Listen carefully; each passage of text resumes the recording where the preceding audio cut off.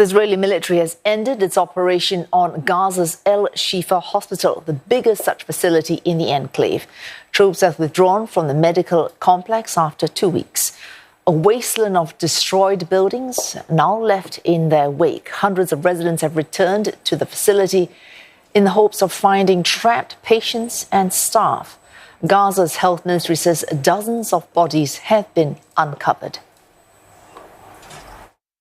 حجم الدمار كبير وواسع في مجمع الشفا زي ما انت شايف. يوجد شهداء العدد كبير. الان يتم اخلاء المرضى. هي الخطه الاولى عندنا هو يتم اخلاء المرضى من مجمع الشفا محافظا على حياتهم فتره اللي هو وجود الاسرائيليين في مجمع الشفا.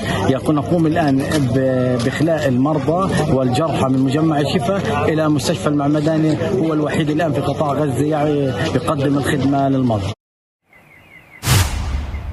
And for more, Alex Cadier joins us live from Tel Aviv. Alex, harrowing accounts there coming out of Al-Shifa, as well as pictures of what looks like almost entire devastation.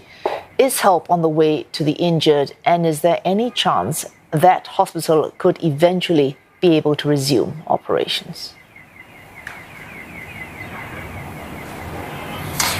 Well, we understand that the health ministry in Gaza, the Hamas-run health ministry, is starting a cleanup operation around the facilities of the Al-Shifa Hospital. But you will have seen from those pictures the complete and utter devastation around the hospital and including the hospital building itself. We understand that the main surgery building, which housed the intensive care unit, the emergency department, which is also sharing a building with general surgery and orthopedics, that building has also been destroyed. And the scale of that is very hard to really grasp and comprehend, particularly when it comes to a rebuild effort in an active war zone where supplies, basic medical supplies, basic food supplies, take a lot of time to get there, if they get there at all. So that rebuild will take a very long time. It was Gaza's largest hospital, and this is the second time in this war that it's been raided. The first time, Israeli forces said that Hamas and Palestinian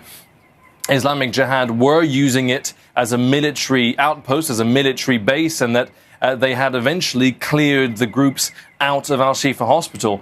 Now, because of this raid was because they say Hamas had returned to the hospital, but clearly devastation. The World Health Organization saying in the 2 weeks of this raid, 21 patients have died. A doctor told the French press agency AFP that 20 bodies had been found, some of which crushed by withdrawing vehicles. So the scenes at Gaza's largest hospital really devastating at the moment. Alex, of course, a potential target in the near future could be Rafah. Talks between the US and Israel starting again today after an earlier cancellation. What can we expect coming out of these talks? Well, just the organization of these talks shows you the rift between Benjamin Netanyahu and the United States government, because it was initially set to be in person last week, cancelled by Prime Minister Netanyahu because of the UN Security Council resolution, which wasn't vetoed by the United States. The following day, we understand the Prime Minister's office contacted the United States to reschedule. Once that was made public, they denied that they were trying to reschedule it. So the kind of halfway compromise is to have a virtual meeting instead. So just organizing it is difficult enough, but there is a clear dividing line between the United States and the Israeli government when it comes to Rafah. We've heard Anthony Blinken in the last couple of weeks saying it would be a mistake to go into Rafah. We've heard warnings of mass casualty events if the IDF does go in there. Now, just yesterday, Prime Minister Netanyahu was very clear.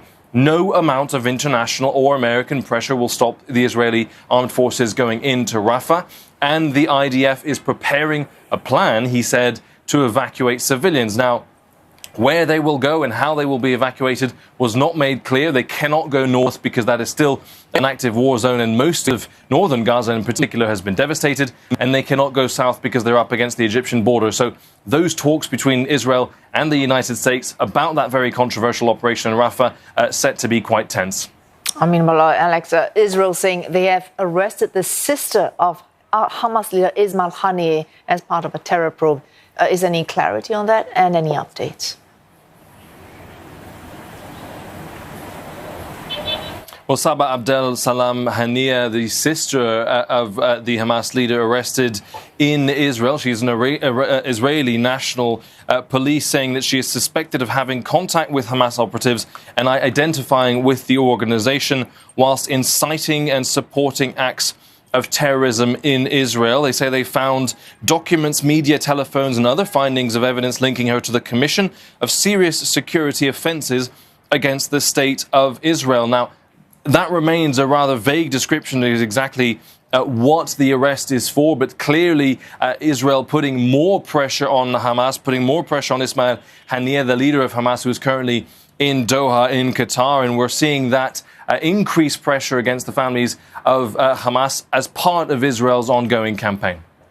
Thanks for those updates. Alex Cadier reporting live to us there from Tel Aviv.